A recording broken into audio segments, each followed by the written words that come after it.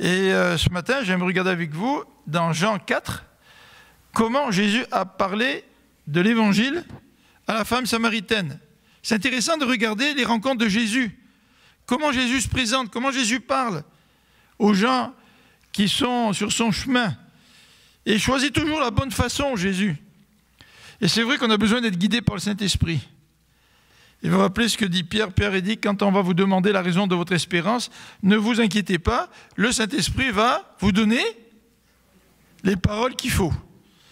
Mais ça ne veut pas dire que je n'ai pas besoin de penser à l'avance pour mieux me préparer.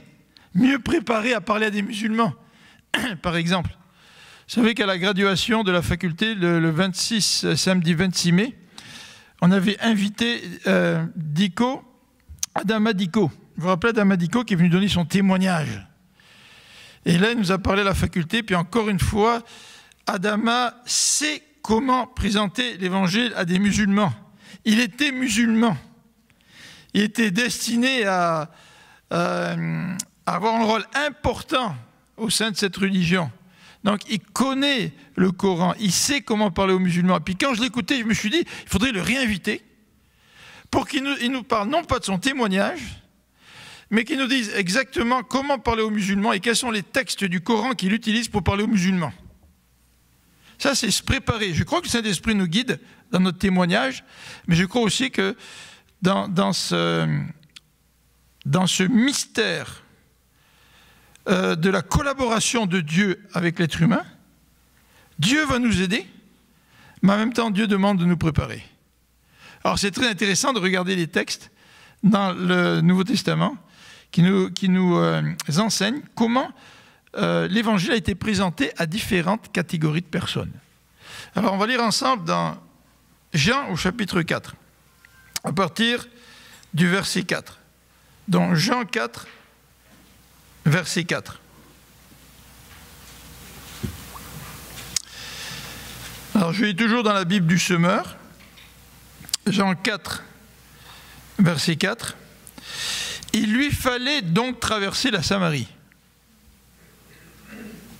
J'aime bien cette expression, il lui fallait. Parce que tous les Juifs faisaient le détour.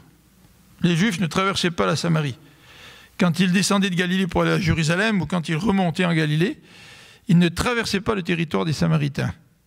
Et pourtant, ici, le texte nous dit, il lui fallait traverser la Samarie. Certainement qu'il y avait des raisons spirituelles pour lesquelles Jésus sentait ce besoin impérieux de traverser la Samarie. C'est ainsi qu'il arriva près d'une bourgade de Samarie nommée Sichar, non loin du champ que Jacob avait jadis donné à son fils Joseph.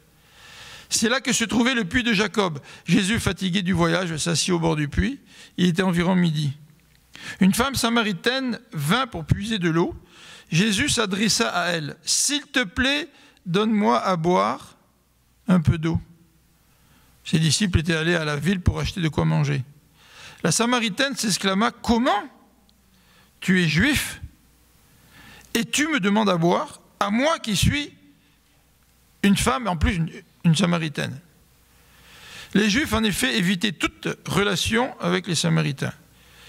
Jésus lui répondit, « Si tu savais quel don Dieu veut te faire, et qui est celui qui te demande à boire, c'est toi qui lui aurais demandé à boire, et il t'aurait donné de l'eau vive. » Intéressant, c'est Jésus qui a demandé à la femme de le servir. Et il lui dit, « Si tu savais ce que Dieu pouvait te donner, c'est toi qui m'aurais demandé à boire. » Tu ne vas pas te prétendre plus grand que notre ancêtre Jacob. Pardon, excusez-moi, au verset 11. « Mais maître, répondit la femme, non seulement tu n'as pas de seau, mais le puits est profond. D'où la tires-tu donc cette eau vive? Tu ne vas pas te prétendre plus grand que notre ancêtre Jacob, auquel nous devons ce puits, et qui a bu lui-même de son eau, ainsi que ses enfants et ses troupeaux. Celui qui boit de cette eau, reprit Jésus, aura de nouveau soif. Mais celui qui boira de l'eau que je lui donnerai n'aura plus jamais soif. L'eau que je lui donnerai deviendra en lui une source intarissable qui jaillira jusque dans la vie éternelle. Maître, lui dit alors la femme, donne-moi de cette eau-là, pour que je n'ai plus soif et que je n'ai plus besoin de revenir puiser de l'eau ici. Va donc chercher ton mari, lui dit Jésus, et reviens ici. Je ne suis pas marié, lui répondit-elle. Tu as raison de dire je ne suis pas marié. En fait, tu l'as été 5 fois, et l'homme avec lequel tu vis actuellement n'est pas ton mari. Ce que tu as dit là est vrai. Maître, répondit la femme, je vois, tu es un prophète. Dis-moi qui a raison. Nos ancêtres ont adoré Dieu sur cette montagne-ci, sur le mont Garizim. Vous autres, vous affirmez que l'endroit où l'on doit adorer, c'est Jérusalem. Crois-moi, lui dit Jésus, l'heure vient où il ne sera plus question de cette montagne ni de Jérusalem pour adorer le Père. Vous adorez ce que vous ne connaissez pas. Nous, nous adorons ce que nous connaissons, car le salut vient du peuple juif. Mais l'heure vient, et elle est déjà là, où les vrais adorateurs adoreront le Père par l'Esprit et en vérité. Car le Père recherche des hommes qui l'adorent ainsi. Dieu est esprit et il faut que ceux qui l'adorent par l'Esprit et en vérité. La femme lui dit, je sais qu'un jour le Messie doit venir, celui qu'on appelle Christ. Quand il sera venu, il nous expliquera tout. Je suis le Messie, moi qui te parle, lui dit Jésus. Alors je vous invite à sauter au verset 28. Alors la femme laissa là sa cruche et se rendit à la ville, et la voilà qui se mit à dire autour d'elle, venez voir un homme qui m'a dit tout ce que j'ai fait, et si c'était le Messie? Les gens sortirent de la ville pour se rendre auprès de Jésus.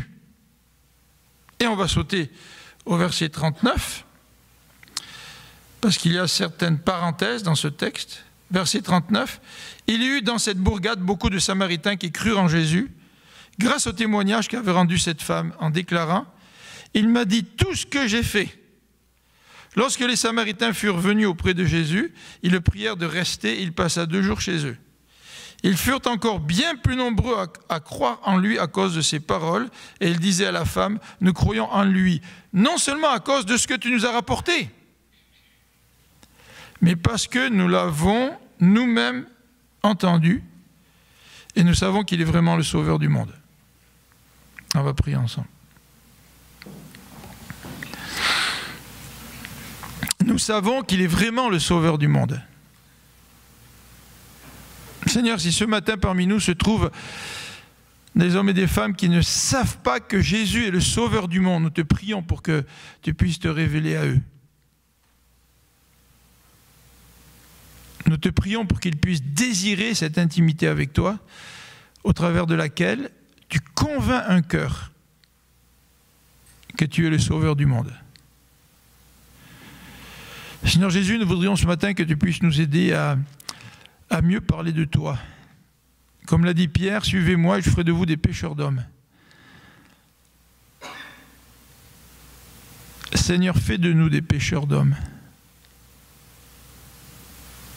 Seigneur, nous ne faisons pas cette prière de manière passive, en nous asseyant puis en attendant que tu fasses de nous des pêcheurs d'hommes. Mais nous voulons faire cette prière en faisant aussi ce que tu nous demandes de faire pour pouvoir devenir des pêcheurs d'hommes. Seigneur, sommes-nous vraiment des pêcheurs d'hommes? Pourtant, tu veux que nous le soyons. Aide-nous, aide cette communauté, cette Église, à parler de toi de manière intentionnelle. Aide-nous à devenir de plus en plus habiles à présenter l'évangile de la bonne nouvelle. Merci pour les différents exemples que nous avons dans ta parole. Donc Seigneur, parle-nous ce matin, nous t'en prions. Amen. Un petit mot pour Michel, je vais changer de micro, je vais prendre l'autre. D'accord ?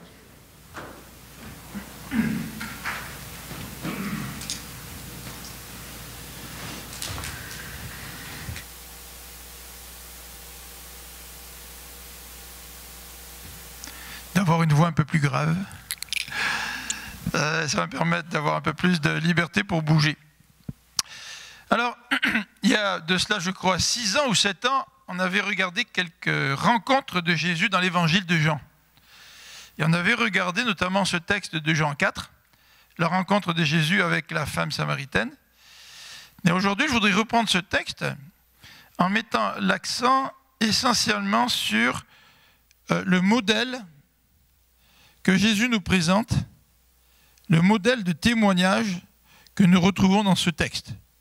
Donc il y a des éléments, bien sûr, que je vais laisser de côté, et qu'on avait mentionné il y a plusieurs années, pour mettre l'accent donc davantage sur ce sujet du témoignage. En fait, Jésus, ce qu'il fait, c'est qu'il présente la bonne nouvelle à cette femme. Et il se présente comme étant le Messie. Et à travers en quelque sorte, cette présentation de la bonne nouvelle, la porte s'ouvre pour qu'un grand nombre de personnes puissent le reconnaître comme Messie dans ce village de Samarie. Alors c'est intéressant de voir, tout d'abord, que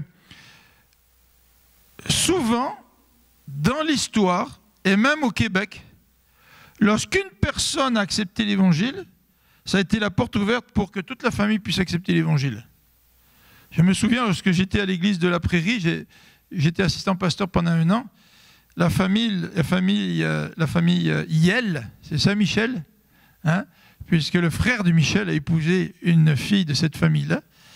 Bien, la maman est venue au Seigneur, tous les enfants sont venus au Seigneur. Juste le papa n'est pas venu au Seigneur. Mais la conversion d'une personne peut ouvrir la porte à la conversion de toute une famille et de tout un groupe. On ne sait jamais ce que le Seigneur peut faire à travers une personne que nous amenons au Seigneur par sa grâce. Et en quelque sorte, le Seigneur peut nous utiliser pour ouvrir des portes insoupçonnées à travers notre témoignage qui nous permet d'amener une personne au Seigneur et qui va avoir beaucoup plus d'impact que seulement cette personne. Alors c'est quand même quelque chose d'intéressant de voir ce que le Seigneur peut faire au travers de notre propre témoignage. Hein? Alors, si nous regardons ce texte, je voudrais le regarder en 2 étapes. La première étape, c'est de parler du témoignage de Jésus dans les versets, pas seulement 4 à 9, mais en fait c'est 4 à 26. Et ensuite, j'aimerais qu'on regarde les conséquences du témoignage de Jésus en deuxième partie. Alors on va se centrer sur le témoignage de Jésus. Tout d'abord, à partir du verset 4, nous remarquons en lisant ce passage, surtout si nous sommes un petit peu au courant du contexte de l'époque, nous remarquons qu'il y a des obstacles quand nous voulons présenter l'Évangile. En fait, je ne sais pas si vous êtes conscient qu'il y a des obstacles, et c'est peut-être parce que nous sommes conscients des obstacles que nous finissons trop souvent par baisser les bras. En fait, il y a énormément d'obstacles. Regardez, il fallait qu'ils traversent la Samarie. Il y avait déjà, c'était 2 mondes différents, la Samarie puis les Juifs. Pas de contact entre les deux. En fait, il y avait certains contacts obligés, mais pas de contact personnel. N'est-ce pas? La Samarie, les Samaritains avaient leur façon de voir les choses, leur façon d'adorer Dieu. Ils avaient leur lieu d'adoration, le mont Garizim. C'est à ce sujet que la femme lui pose une question. Est-ce qu'on adore Dieu sur le mont Garizim ou à Jérusalem? Donc il y avait vraiment des différences. Les Samaritains n'acceptaient que le Pentateuque, les 5 livres de Moïse. Ils n'acceptaient pas le reste de l'Ancien Testament. Donc évidemment, d'un point de vue religieux, il y avait d'énormes différences, sans compter toutes les différences en rapport avec le contexte social. Les Samaritains étaient les descendants des gens qui avaient été déplacés par les envahisseurs, par les Assyriens par exemple, et qui avaient été déplacés de leur propre pays, puis envoyés en Palestine. C'était des étrangers. Et les envahisseurs avaient pris des dizaines de milliers d'habitants de Palestine, et ils avaient envoyé vivre en exil. Vous vous rappelez tout ça? Donc ces Samaritains, c'est un petit peu comme ces étrangers venus prendre la place des Juifs et qui maintenant habitent chez eux. Donc voyez-vous l'obstacle social et religieux qui existe entre les Juifs et les Samaritains. En fait, en termes d'obstacle social, il y avait aussi ce statut de la femme. Jésus qui demande à boire à une femme, ça ne se fait pas. Et en plus, cette femme est une Samaritaine. Donc Jésus savait qu'il y avait des obstacles, et Jésus, malgré les obstacles, va réussir à rejoindre cette femme-là. Alors quand je lis ce passage, ça me fait penser aux obstacles que nous rencontrons quand nous voulons témoigner. Il y a toutes sortes d'obstacles. Quand j'étais assis dans l'avion, je me suis dit, j'aimerais ça témoigner à la personne assise à côté de moi. Tu sais. Ben, la personne assise à côté de moi, elle a dormi pendant tout le voyage de l'aller. Et puis c'était une femme qui était à côté de moi. Et probablement que cette femme ne sentait peut-être pas aussi à l'aise que ça d'être assise à côté d'un gars. Avec tout ce qui se passe dans la société aujourd'hui, je comprends que parfois, il peut y avoir certaines réticences, même dans les rapports entre hommes et femmes. En plus, comme nous le savons, nous appartenons souvent à des groupes sociaux, religieux, culturels, raciaux, complètement différents. Puis comment est-ce que je fais pour présenter l'évangile à quelqu'un qui est complètement différent de moi? Puis on ne sait pas trop de quoi parler avec la personne. On ne sait pas trop comment parler avec la personne. Je ne sais pas si vous avez vu depuis 2 ans, quand on fait notre fête familiale au mois de septembre, le 2e dimanche de septembre, puis on a nos jeux gonflables à l'extérieur, là, il y a un couple musulman qui habite dans les résidences derrière qui vient. Alors je ne sais pas, est-ce que vous êtes à l'aise de parler à un couple musulman, puis madame est habillée tout en noir, et puis si vous essayez de lui parler, qu'est-ce que vous allez lui dire? Donc naturellement, c'est un peu difficile, il y a des obstacles à présenter l'évangile. En plus, il y a des obstacles spirituels. Il y a des obstacles spirituels qui font en sorte que les gens, bien souvent au Québec, sont opposés à l'évangile. En tout cas, il y a une forte influence de la laïcité au Québec qui fait que l'évangile n'est pas perçu de manière positive. Dans certains pays, c'est l'inverse. Je ne sais plus avec qui cette semaine, ou peut-être c'était mercredi soir, on parlait du contexte de la Martinique, où là-bas, tu peux parler du christianisme, même s'il y a un mélange avec le vaudou, tu peux parler du christianisme, mais on va te dire, ouais, on connaît ça, le christianisme, tu sais. Puis nous aussi, on connaît Dieu, tu sais. C'est différent d'ici. Mais ils ne connaissent pas Dieu nécessairement. Ils connaissent Dieu comme étant un système religieux, pas plus, tu sais. Mais si on ne veut pas entendre parler de Dieu, il y a toutes sortes d'obstacles, comme ça. Des obstacles spirituels qui s'expliquent par l'histoire de la société dans laquelle on vit. Mais aussi des obstacles spirituels, parce que le cœur de l'homme est pécheur et puis il est rebelle. Le cœur de l'homme, il est rempli d'orgueil. Et c'est sûr que vouloir présenter l'évangile à quelqu'un qui est rempli d'orgueil, c'est difficile. Cette semaine, jeudi, je parle à un homme qui a présenté l'évangile à une dame, et cette dame est venue à l'église avec lui, et la dame lui a dit, mais comment ça se fait que vous dites tout le temps que vous avez besoin de Jésus? Si vous avez besoin de Jésus, vous êtes tellement faible sans Jésus, tu sais. Et puis ce chrétien lui répond, mais oui, on a besoin de Jésus. On a constamment besoin de Jésus. Et les gens ne comprennent pas leur besoin de Jésus. Ils ne comprennent pas qu'ils sont dépendants de Dieu et que leur épanouissement, leur salut, dépend de la grâce de Dieu qui vient dans leur vie. Ça, ils ne le comprennent pas. Donc il y a toutes sortes d'obstacles quand on veut présenter l'évangile. Mais les obstacles n'ont jamais fait peur à Jésus. Et Jésus, à partir du verset 10, décide carrément de prendre les devants. Et ça, c'est intéressant, parce que quand le Seigneur nous appelle à être des pêcheurs d'hommes, en généralement parlant, le pêcheur, il n'attend pas chez lui que quelqu'un le stimule à aller à la pêche. Généralement, le pêcheur, il choisit le moment où il part, il prépare son matériel, son bateau, ses filets, etc. Puis il y va. Il prend l'initiative. D'accord ? Si nous voulons suivre le modèle de témoignage de Jésus, je crois que c'est important pour nous de chercher à prendre des initiatives pour parler du Seigneur autour de nous. Alors, prendre des initiatives, c'est une chose, écœurer les gens, c'est autre chose. Mais Jésus, il prend l'initiative. Et Jésus va prendre l'initiative en essayant de mettre l'accent sur ce qu'on appelle en apologétique, c'est-à-dire l'apologétique, c'est la défense de la foi.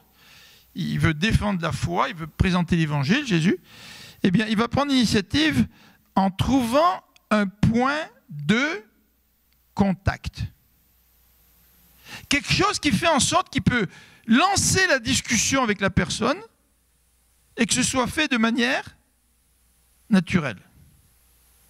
Alors Jésus se dit au verset 10, Jésus dit, attendez, est-ce que c'est au verset 10? Non, c'est un petit peu avant. Au verset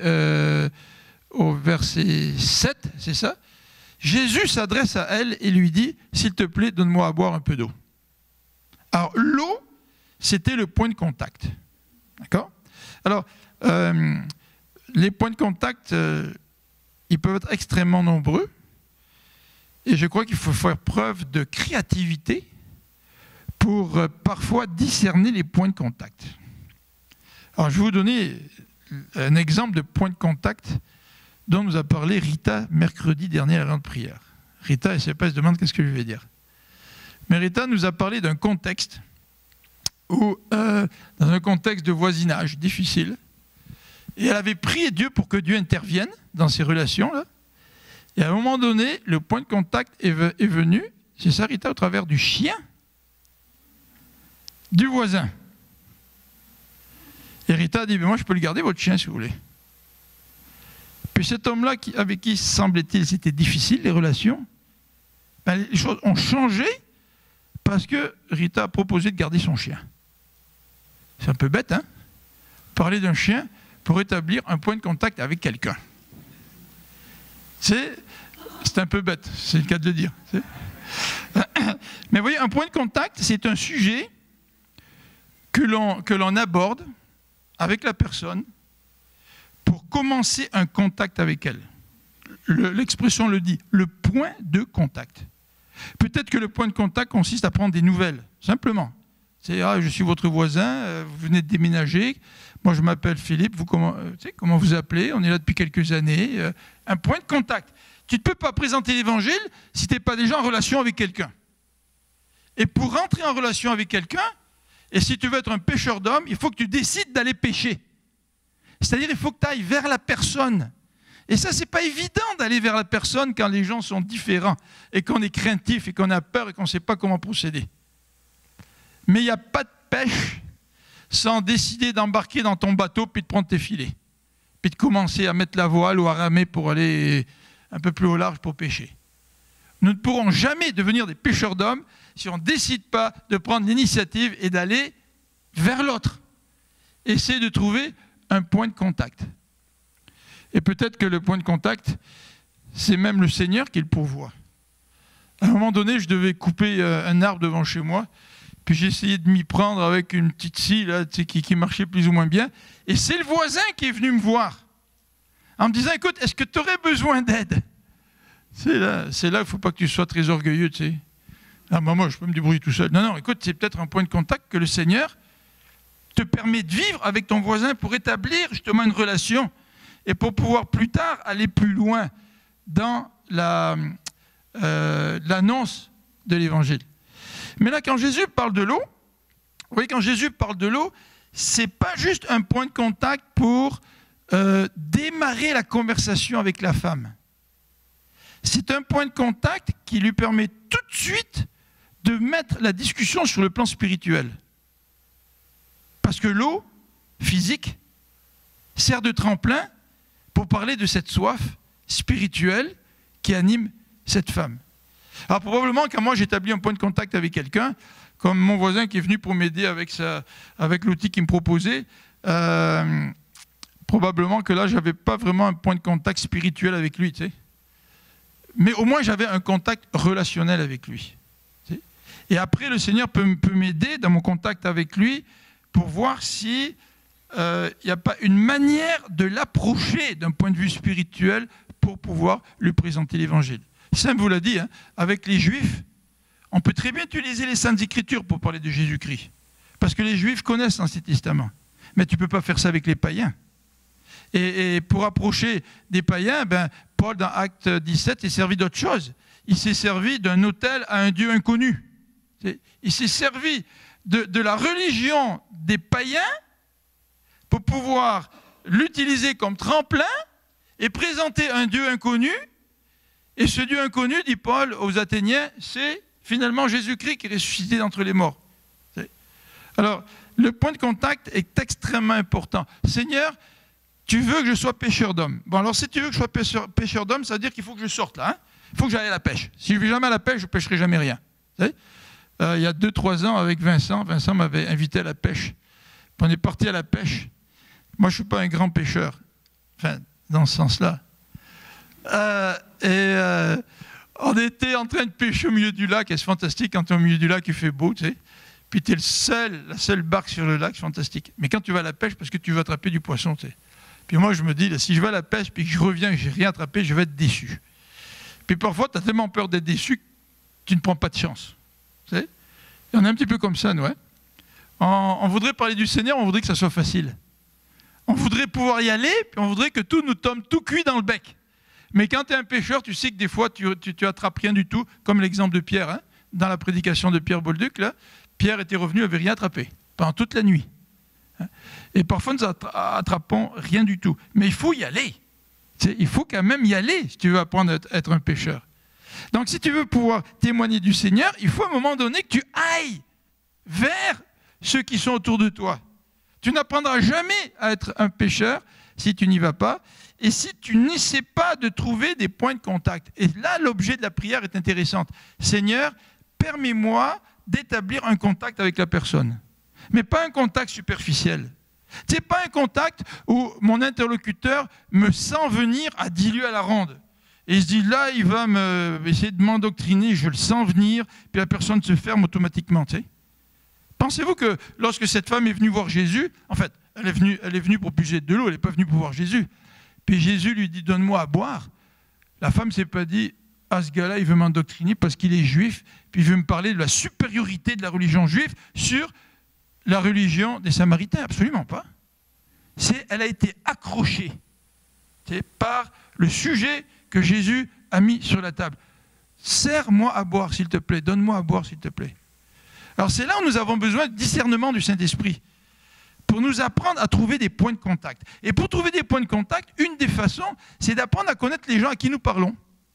Si nous parlons à quelqu'un qui est d'arrière-plan catholique, bien les points de contact, c'est quand même plus facile. Parce que la personne catholique, elle croit déjà en Dieu, elle croit déjà en Jésus, elle sait qu'il est mort sur la croix, et elle sait qu'il est ressuscité, mais elle ne connaît pas le salut de Christ. Donc il y a certains points de contact qui sont peut-être plus faciles. On peut peut-être commencer la discussion sur des éléments qu'on connaît. Mais si on veut aller à la pêche pour attraper un poisson, et puis on ne connaît rien sur le poisson, c'est pas mal difficile. Vous savez, les pêcheurs, ils savent. Hein. Ils savent quelle période de l'année, de la journée il faut y aller. Ils parlent la température de l'eau. Ils connaissent même les endroits où il y a plus de poissons que d'autres, etc. Ils connaissent l'animal qu'ils veulent attraper. Tu sais. Bien sûr que nous, on peut attraper personne, c'est Dieu qui convainc. Mais de mieux connaître notre auditeur, ça nous permet de trouver des points de contact. Alors c'est sûr que si par exemple vous êtes atteint du cancer et vous vous retrouvez à l'hôpital, et je pense à Ginette, quand Ginette avait le cancer, hein, David, à l'hôpital a rencontré des gens. Mais quand tu es à l'hôpital et tu veux passer des examens médicaux, il y a de fortes chances que les gens qui sont assis dans la salle d'attente à côté de toi, ils vivent les mêmes choses que toi. Donc c'est beaucoup plus facile de trouver un point de contact avec ces gens-là. Parce qu'ils vivent les mêmes inquiétudes. Ils vivent la même épreuve. Et là, tu peux leur parler. Mais on ne se retrouve pas toujours dans des situations comme celle-là. Nous avons besoin de mieux connaître les gens à qui nous voulons présenter l'Évangile. Nous voulons présenter l'Évangile à des musulmans, bien apprenons à connaître les musulmans. Apprenons à connaître et à respecter les musulmans. Apprenons à connaître un peu le Coran, ce que le Coran dit, pour pouvoir établir des points de contact. En fait, il semblerait, d'après tous ceux qui ont l'expérience d'évangélisation parmi les musulmans, que les musulmans sont très ouverts à parler des choses religieuses. Alors comment ça se fait qu'on a du mal à parler de Jésus avec les musulmans? Serait-ce parce que nous ne voulons pas sortir à les pécher? Ou serait-ce parce qu'on est trop intimidé et on ne sait pas trop comment trouver des points de contact? Alors le deuxième élément, après les points de contact, eh bien, c'est comment dirais-je, un élément qui est extrêmement important. Jésus, dans son approche avec cette femme, donc lui parle de l'eau, de cette image de l'eau, en lui disant, écoute, moi je vais te donner une eau spirituelle, et si tu bois de cette eau spirituelle, tu n'auras plus jamais soif. Hein. Donc Jésus présente la bonne nouvelle, l'évangile à cette femme, et à un moment donné dans sa présentation, Jésus lui dit, au verset 16, va chercher ton mari. Alors ça, c'est vraiment, vraiment, vraiment intéressant. Parce que cette femme lui dit, au verset 15, donne-moi de cette eau-là. Elle vient de comprendre là, que Jésus parle d'une eau spirituelle. Alors elle dit à Jésus, donne-moi de cette eau-là pour que je n'ai plus soif. Ben, en même temps, sa compréhension est un petit peu tronquée parce qu'elle dit, pour que je n'ai plus besoin de revenir puiser de l'eau. Alors à la fois, c'est comme si elle a envie de cette eau-là, mais à la fois, elle n'a pas une tout à fait une compréhension complète de ce que Jésus est en train de dire, parce qu'elle l'associe encore au fait d'aller chercher de l'eau physique. Elle dit, si tu me donnes de cette eau-là, j'aurais plus besoin d'aller chercher de l'eau au puits, puis de le transporter jusqu'au village. Tu sais. Donc on voit qu'il y a une certaine compréhension, mais ce n'est pas encore tout clair dans sa tête. Et Jésus se dit, il y a un élément qu'il faut que je présente à cette femme-là.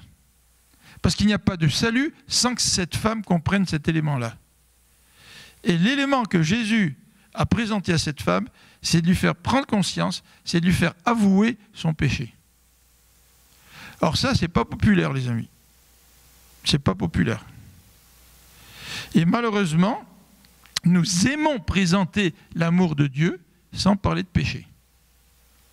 Et des églises se remplissent parce qu'ils accueillent des gens en prêchant l'amour de Jésus, sans dire que si tu es sauvé, c'est que tu as été pardonné de ton péché, et que si tu es pardonné, ta vie maintenant change. D'accord ? En fait, Jésus veut que les gens changent.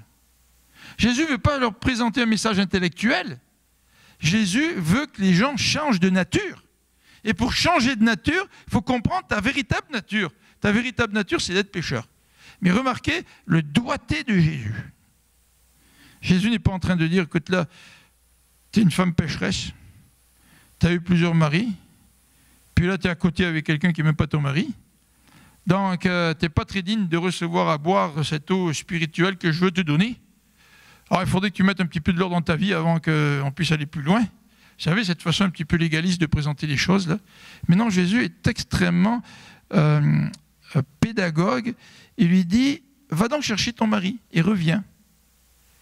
Et probablement, Jésus reconnaît qu'il y a une autorité dans la société de l'époque au travers du mari. Tu sais. Alors, la femme lui dit, je ne suis pas mariée. Spontanément, cette femme avoue la situation dans laquelle elle se trouve. Et Jésus lui donne l'occasion de confesser en quelque sorte sa faute. Et ça la met mal à l'aise. Parce qu'elle dit, je ne vis pas avec mon mari, puis Jésus lui dit, t'as bien fait, t'as raison de le dire. Oui, comme Jésus, au lieu d'être légaliste, là, il en quelque sorte souligne la spontanéité de la femme qui n'hésite pas à reconnaître son état. Tu sais. Tu as raison de le dire, je ne suis pas marié. Et cette femme-là, quand même, elle est mal à l'aise. Tu sais, quand on parle de son propre péché, on est mal à l'aise. Et là, elle change de sujet. Je vois que tu es prophète, elle dit au verset 19, et puis nos ancêtres, ils adorent Dieu sur le mont Garizim, puis vous, à Jérusalem, qui a la bonne réponse? Elle change de sujet. C'est vrai que les gens sont mal à l'aise quand on parle du péché, vrai? Est-ce que nous serions mal à l'aise si quelqu'un essayait de nous lancer la perche, nous donner l'occasion de confesser notre propre péché? Peut-être qu'on ne ferait même pas comme cette femme-là. Peut-être qu'on ne le reconnaîtrait même pas. C'est vrai qu'on est mal à l'aise. Mais Jésus révèle son péché. Alors, ce qui est intéressant, c'est que dans ce passage, Jésus va répondre à la question de la femme. Jésus n'est pas là en train de dire, écoute, là, moi, je suis en train de te parler de ton péché, là, change pas de sujet. Je sais que tu es mal à l'aise, mais change pas de sujet. On va revenir à ça, tu sais. Non, écoutez, Jésus, il n'est pas là de prendre le couteau et puis de le tourner dans la plaie, là, pour insister sur le péché de la personne. Non, absolument pas. Mais Jésus va répondre à ce qu'on appelle un écran de fumée. Vous savez, quand on témoigne, souvent, les gens vont nous poser toutes sortes de questions qui nous dévient du message principal de l'Évangile. Et si nous, on ne discerne pas ça, on va se laisser embarquer dans la tangente, puis on va commencer à argumenter sur des sujets théologiques, et on va se détourner du message de l'Évangile. Mais Jésus ne se laisse pas prendre au piège.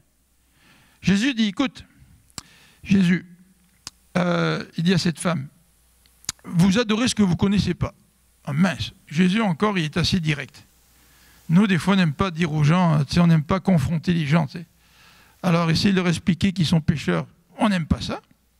Et en plus, s'ils nous posent une question, on tourne autour du pot parce qu'on n'ose pas trop dire la vérité, parce qu'on sait que ça ne va pas nécessairement leur plaire. T'sais. Mais Jésus, il est quand même direct. Regardez, vous adorez ce que vous ne connaissez pas. Nous adorons ce que nous connaissons, car le salut vient du peuple juif. Mais je suis certain que Jésus ne l'a pas dit avec arrogance. Parce que si Jésus avait dit ça avec arrogance, la femme serait peut-être fermée. Mais Jésus, d'une certaine manière, présente la vérité, tout en soulignant au verset 25, l'heure vient où les vrais adorateurs adoreront le Père par l'Esprit et en vérité, car le Père recherche des hommes qui l'adorent ainsi. Donc Dieu va plus loin que l'argument qui est présenté par la femme ou la question théologique débattable, là, où est-ce qu'il faut adorer. Jésus va plus loin que ça et lui dit, Dieu est esprit, il faut que ceux qui l'adorent, l'adorent en esprit et en vérité. Et certainement que la femme a dû être marquée par cette réponse-là. Vous voyez comme la réponse de Jésus, elle est profonde, elle vient au cœur de ce que dit cette femme-là, elle va plus loin que les préjugés. Jésus n'a pas peur de dire la vérité. Et le verset 25 nous dit, la femme est tellement surprise par la réponse de Jésus, cette femme qui voulait faire prendre la tangente à Jésus, elle est tellement surprise par la réponse de Jésus qu'elle dit, je sais qu'un jour le Messie doit venir.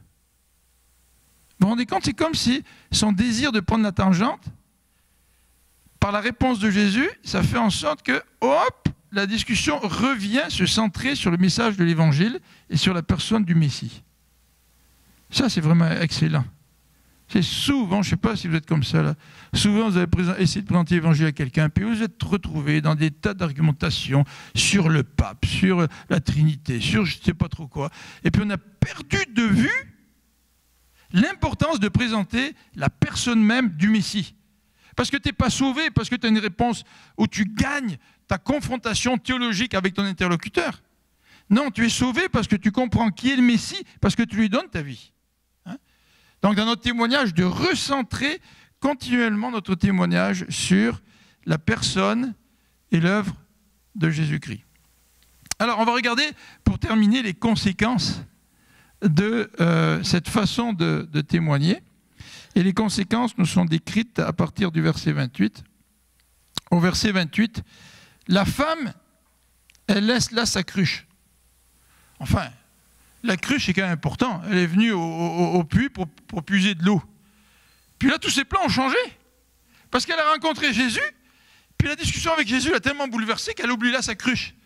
Puis qu'est-ce qu'elle fait? Elle retourne auprès des gens de son village et se met de dire autour d'elle, venez voir un homme qui m'a dit tout ce que j'ai fait. Et si c'était le Messie? Vous voyez, le fait que Jésus n'ait pas fait de compromis avec le péché de cette femme, ça fait en sorte que cette femme, dont la situation était certainement connue par tous les gens du village, elle est venue au village et elle a dit, j'ai rencontré quelqu'un qui m'a dit tout ce que j'ai fait. Et les conséquences, la première conséquence, c'est le désir de témoigner de la femme. Ça, c'est extraordinaire. C'est si vous présentez l'évangile à quelqu'un, et puis que cette présentation de l'évangile touche le cœur de la personne, cette personne a le désir de parler de l'évangile à ceux qui sont autour d'elle. Elle vient d'être surprise par l'évangile de Dieu, qu'elle devient elle-même un témoin, sans peut-être être encore convertie vraiment, elle devient elle-même un témoin autour d'elle. Et certainement, c'est ce qui s'est passé avec la famille Hiel, quand j'étais donc pasteur à la Prairie en 83-84, quand toute cette famille s'est convertie et est venue au Seigneur. Alors, son désir de témoigner, le désir de témoigner de la femme, ça c'est intéressant. Moi j'aimerais ça, pouvoir parler encore aujourd'hui à des gens qui soient tellement saisis par l'évangile, qu'ils en parlent à leurs conjoints, qu'ils en parlent à leurs enfants, et qu'ils en parlent à ceux qui vivent autour d'eux. Il y a une œuvre que Dieu est en train de faire là, au travers de notre petit témoignage. Deuxième conséquence, c'est qu'au verset 39, le témoignage de cette femme, regardez au verset 39, produit la foi dans le cœur de ses concitoyens. Il y eut dans cette bourgade beaucoup de Samaritains qui crurent en Jésus grâce au témoignage qu'avait rendu cette femme. Alors Jean, dans son évangile, emploie le mot « croire » de différentes façons. Vous savez que les démons, ils croient et ils tremblent. D'accord ? Alors, est-ce que vraiment ces gens-là ont placé leur confiance en Jésus comme étant le Messie? Peut-être pas. Parce que il y a différents genres de foi. Mais toujours est-il, ils sont quand même portés vers Jésus. Et ils ont quand même une attirance en Jésus, une certaine foi en Jésus. Sous la plume de Jean, il y a plein de contemporains qui ont cru en Jésus puis qui l'ont abandonné. Mais toujours est-il, il y a ce début de foi qui est là. Et il est là pourquoi? À cause du témoignage que cette femme avait rendu. Et vous savez que la foi, souvent, est en étape. Hein? Et certainement qu'on voit cette étape au sein de ces Samaritains-là. Alors regardez ensuite la troisième conséquence du témoignage de cette femme et du témoignage de Jésus, bien sûr, qui est à l'origine de tout cela. Au verset 40, lorsque les Samaritains furent venus auprès de Jésus. Et le texte nous dit que les Samaritains sont allés voir Jésus. Tu sais. Ça veut dire qu'à un moment donné, le témoignage de cette femme a créé un désir chez ses contemporains d'aller eux-mêmes rencontrer Jésus. Et ça, c'est extraordinaire quand notre témoignage pousse les gens à aller rencontrer Jésus. Quand notre témoignage pousse quelqu'un à lire l'Évangile pour aller découvrir Jésus. Quand notre témoignage pousse quelqu'un à aller à l'église pour entendre parler de Jésus. Quand notre témoignage provoque la soif de l'intimité avec Dieu. Ça, c'est un troisième élément dans ce texte, troisième conséquence du témoignage de Jésus et évidemment de cette femme. Et la dernière conséquence, mais on le voit au verset 41, qui nous dit ceci. Ils furent encore bien plus nombreux à croire en lui à cause de ses paroles. Les contemporains de la femme samaritaine ne croient plus en Jésus à cause du témoignage de cette femme. Les concitoyens de la Samaritaine croient en Jésus parce qu'ils sont allés eux-mêmes rencontrer Jésus et ils ont entendu Jésus leur parler. Vous voyez comme la foi grandit là. Ah ben j'ai une certaine foi en Jésus parce que quelqu'un m'a parlé de lui. Mais maintenant parce que je me suis approché de Jésus. Maintenant parce que j'ai entendu Jésus parler à ma propre vie, à mon propre cœur. Maintenant ma foi grandit. Et je peux placer ma confiance en lui. Alors un modèle de témoignage. C'est intéressant hein, de voir différentes façons de témoigner dans le Nouveau Testament. C'est intéressant de voir le modèle de Jésus dans ce passage. Est-ce que c'est facile de témoigner? Non. Non, ce n'est pas toujours facile. Et même si vous avez le don pour témoigner, que vous êtes un évangéliste, possiblement que l'ennemi va vous mettre des bâtons dans les roues. De différentes façons. Il y aura des obstacles. Est-ce que c'est facile d'aller pêcher? Pierre, il avait travaillé toute la nuit, puis il était fatigué. Et ils n'ont rien pris. Donc ne pensons pas que témoigner du Seigneur, ça se fait les mains dans les poches en sifflotant, en pensant que tout va se faire de manière toute facile, aisée. Ce n'est pas vrai. Mais si le Seigneur veut faire de moi des pêcheurs d'hommes, un pêcheur d'hommes, eh bien le Seigneur m'appelle à être intentionnel. Est-ce que nous voulons être intentionnels pour parler de lui à des gens autour de nous? Et là, on va prendre le repas du Seigneur. Et à l'occasion du repas du Seigneur, nous savons que Dieu a envoyé intentionnellement Jésus pour mourir sur la croix. Nous savons que Jésus est venu pour mourir sur la croix. Jésus le savait. Jésus a averti ses disciples. Et même si ceux-ci n'ont pas accepté cette mission du Seigneur, il leur a dit, il faut que le Fils de l'homme soit élevé. Jésus savait, il était intentionnel. Sommes-nous intentionnels quand nous suivons le Seigneur? Alors être intentionnel, ça veut dire que dans mes moments de méditation avec Dieu, dans mes moments de prière personnelle avec Dieu, ça veut dire que je dis à Dieu, Seigneur, tu veux faire de moi un pécheur d'homme, à qui tu veux que je présente l'évangile aujourd'hui ou demain? Vers qui tu me diriges pour que je présente l'évangile? Et Seigneur, probablement que tu me fais penser dans ma prière, dans ma méditation, là, à ce collègue de bureau, mais tu vois que je trouve ça difficile, je ne suis pas très près de la personne, elle vient d'un pays différent, elle a une religion différente, et puis son caractère n'est pas comme le mien, et puis je ne sais pas trop comment faire. Mais intentionnellement, ça veut dire que tu présentes ça à Dieu, puis tu dis, Seigneur, maintenant, d'une manière intentionnelle, je veux aller présenter l'évangile à cette personne. J'en prends la décision. Maintenant, Seigneur, aide-moi. Parce que je ne suis peut-être pas aussi habile que ça à faire des points de contact. Mais peut-être que Seigneur, c'est toi qui vas peut-être amener la discussion. C'est toi qui vas peut-être ouvrir la porte.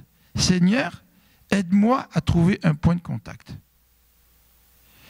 Et quand le Seigneur va vous ouvrir la porte, vous allez savoir que Dieu répond aux prières. Vous savez, quand on témoigne et que Dieu ouvre la porte et nous donne l'occasion de parler à quelqu'un, on rentre chez soi, on est convaincu que Dieu est vivant. Parce qu'on est convaincu que Dieu répond aux prières. Et parce qu'on est convaincu que Dieu veut nous employer. Et on est convaincu que Dieu nous utilise. Et qu'il est dans notre vie. Et qu'il nous conduit. Mais maintenant que nous avons cette porte ouverte, nous avons commencé à parler avec la personne. Seigneur, c'est dur parce qu'il faut que je montre à la personne qu'elle a besoin de toi parce qu'elle est pécheresse. Alors comment, Seigneur, est-ce que je peux parler du péché à quelqu'un sans être accusateur, sans essayer de rabaisser la personne, avec tact, mais avec authenticité? C'est un défi, ça, hein? C'est un défi. Mais le Seigneur peut nous aider à parler du péché à ceux à qui nous témoignons. D'ailleurs, une des meilleures façons de parler du péché à ceux à qui nous témoignons, c'est de parler de notre propre péché. Hein? Et de montrer que Jésus est le Messie, qui vient pardonner nos fautes et qui veut pardonner les fautes de ceux à qui nous parlons. Est-ce que c'est facile de devenir un pécheur d'homme? Non, ce n'est pas facile. Est-ce que les anciens de l'Église peuvent vous aider à être des pécheurs d'hommes dans votre milieu de travail? Avec vos amis? Avec les membres de votre famille? On peut probablement vous encourager, prier avec vous, mais est-ce qu'on peut vous suivre partout, 24 heures sur 24, là où vous êtes? À un moment donné, devenir un pécheur d'homme, c'est une prise de position face au Seigneur. À un moment donné, devenir pécheur d'homme, c'est dire au Seigneur, Seigneur, je prends au sérieux ce que tu me dis, puis je vais être intentionnel, puis je me jette à l'eau, j'y vais, en comptant sur toi. Mais quelle bénédiction lorsque le Seigneur touche la vie de quelqu'un au travers de nous. Quelle bénédiction. Prions ensemble.